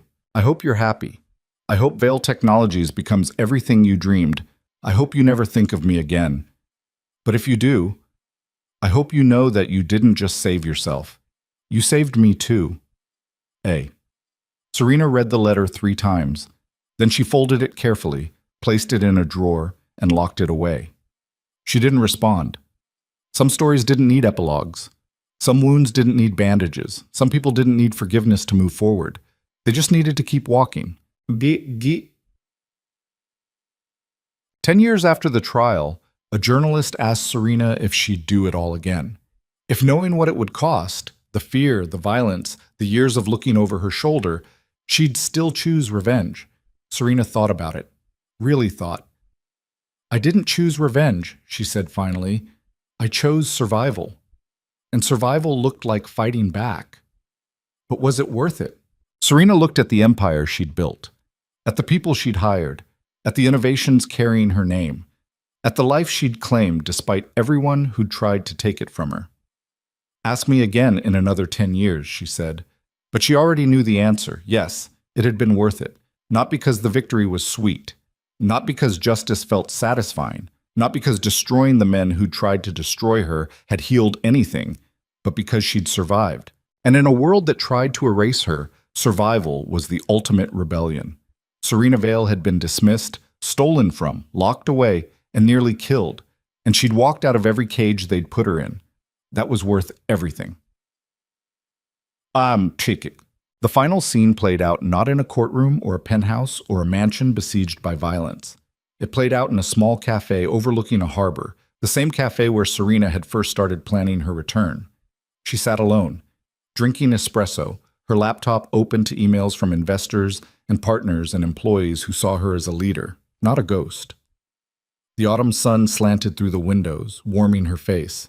And for the first time in years, maybe in her entire life, Serena Vale felt something she'd almost forgotten existed. Peace. Not happiness. Not contentment. Not the absence of pain. Just the quiet certainty that she'd become exactly who she was supposed to be. No one could take that from her. Not Adrian, not Lucienne, not anyone. She closed her laptop, finished her coffee, and walked out into the city that had tried to destroy her. And this time, she didn't disappear. She owned it.